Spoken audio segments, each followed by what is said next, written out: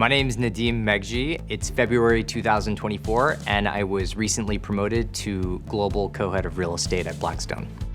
We're doing part 2 1 year later. 1 year on the job. All I know is that if you give me an hour, I can give you at least 3 to 4 minutes of good content. Yeah, I mean, why not? Let's do it.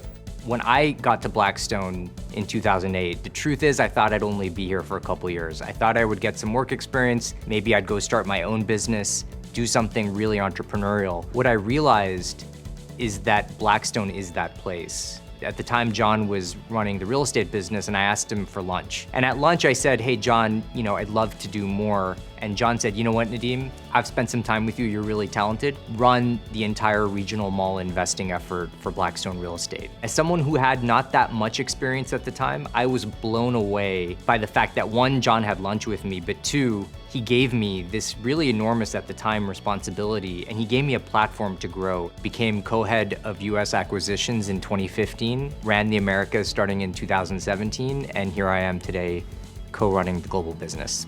I've known Kathleen since she joined Blackstone, which was a year or 2 after I joined, so we've been working together for more than a decade. She's someone of high integrity, someone who I deeply respect, and someone who I'm really excited about partnering with in this new role, and I'm frankly really grateful that we get to do this together.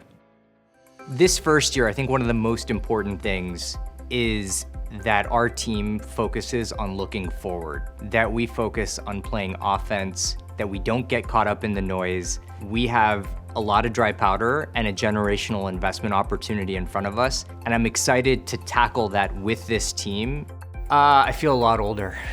I mean, it's been a wild ride. It was a big year for our business because I happened to step into the global co-head seat right as values were beginning to appreciate after 2 years of declining. And so in that sense, it was good timing, but that also meant that we were busy. We deployed $25 billion of equity capital in just 1 year, which was actually one of our most active years in history. And to step in right at that moment was gratifying, but it was also very busy, particularly with all the travel around the world. I would love to do a fun exercise.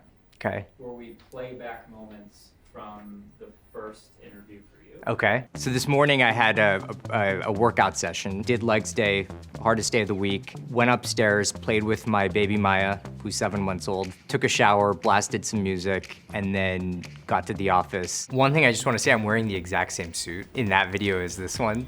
I probably need some new suits, one observation. My life has not changed that much in some ways. Leg day is still the worst day. Still do the morning workout routine, still hang out with my baby. I try to spend time with my family in the morning and in the evening, and in between, it is complete chaos at work. One of the most exciting things that happened over the last year was our acquisition of AirTrunk Data Centers, the largest data center platform in Pan-Asia. And with that acquisition, we became the largest owner and developer of data centers globally, which is a big milestone. And it's an exciting one because we all know what's happening with AI and how great that's been for the data center space, and we have continued conviction in that. So a few months ago, there was a big announcement, DeepSeek, and everyone was asking questions, what does this mean for data center demand, for compute needs, GPUs? We spent a lot of time studying it, and we came out of that analysis really convinced that these advances will only result in greater usage and application of AI over time, which we believe over the medium term will lead to even more demand for data centers. One of the things I'm most excited to do in this first year is to spend more time around the world with the global team, seeing one thing work in one place and then asking yourself, can it work in another? So that the team can make even better decisions investing. So a year ago, one of the goals was to try to connect the dots and spend time with the team around the world. And I think I did that in terms of travel, but also in terms of sharing insights. We created a new meeting called Global Office Hours, where the senior leaders from around the real estate business on the investing side can review transactions even earlier. I think I had 1,700 meetings last year. I traveled to 26 cities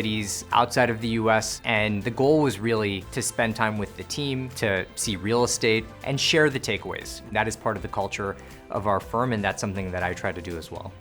One of the things I could have done better over the last year is to spend more time in San Francisco. I did a trip there recently and I met with a bunch of startup founders, folks in AI. It is so apparent how the impact is going to reverberate across our entire economy. And I think as an investor, better understanding that is really critical. That's something I plan to do more of in the next 12 months. Starting 2 years ago, my wife, Sheffy, got me into cycling. She got pregnant and she stopped for a while, but she introduced me to this person who's amazing, her father, who's also a cyclist. And so we go together on Saturdays when the weather's nice, and when I show up on Monday after a weekend of cycling, I feel so much better, so much clearer thinking. So that's my new hobby. So I did a lot of cycling in the last year, and one of the rides was from Vail, Colorado to Aspen, and it was me, my wife Sheffy, and my father-in-law, Eyal. It was a long ride and it was a hard ride. I was trying to keep some gas in the tank because it was important to me to beat Sheffy. And as we were approaching the peak, I put my heart and soul into sprinting past her. I felt so proud of myself. And then she looked at me and she was like, "This is what you do? This makes you happy?" And I'm like, yes, it really does. I think the most important thing for me to do is to make sure that our people, our talent, are incredibly happy working for Blackstone Real Estate, and where we have a sense of purpose and fulfillment being here. I think if we can do that, then we will accomplish our mission of delivering amazing performance for our investors, and we're gonna have fun doing it, because this is really hard work and it's gotta be fun. I still think it's really important to have fun. It's a hard job. You gotta create an environment where people are intellectually stimulated, an environment that's collaborative, and people wanna be on a winning team. And that means delivering performance for our investors, making really good decisions. And if you can create that, I think it both allows us to attract and to retain the best people. And it's something that I'm really proud of in my seat helping run this business.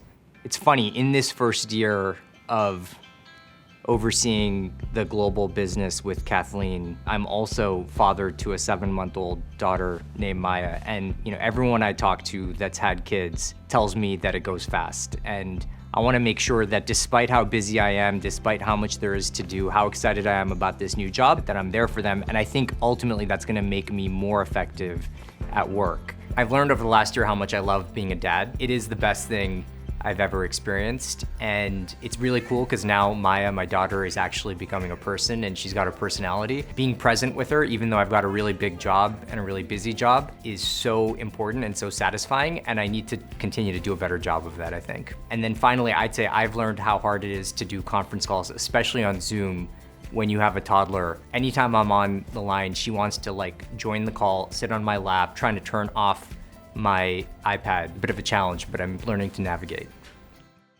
Let's talk about what you're buying and what you might buy more of. Do you have plans to buy more offices? Office was an asset class that we had actually underweighted before the pandemic. As we've now emerged from that moment, there are some tailwinds that we're beginning to see. It never gets easier to go on TV. There's a lot of focus on every word, and we run a really large business. People care about what Blackstone says about what's happening in real estate, and you gotta be ready. It's like studying for an exam for any question that might come up about our business. It's something that I'm getting more comfortable with because you do it more often, but it never gets easier. You always gotta prepare. I think anyone at our firm that does it will tell you the same thing. A couple fun things happened this year, one of which was I was speaking at a really big real estate conference in Toronto. We had 2,000 people in the room, and it mattered because I'm from Toronto. And I had my parents in the audience, who are both in their 80s, who both don't totally know what I do every day, but who were both asked to stand up in front of 2,000 people. And I could see how embarrassed but proud they were in that moment, and that was super gratifying. The other crazy thing that happened last year, and it happens every year, is that I had to participate in our holiday video, which Break the status quo of 60-40 stocks and bonds, a new portfolio. Let me show you the alternatives. Humiliating might be one word I'd use to describe the experience. The thing I'd tell Nadeem a year ago would just be to stay intellectually curious, because we're in a world that is changing so fast. Think about politics, think about technology and AI, and you can't be a successful investor in any field if you don't have the ability to connect the dots globally, and if you're not ahead of how the world is changing. And that's our job as investors. And it's something I always remind myself of, because we can all get caught up in the day-to-day, but you gotta step back and you gotta try to be curious about the world.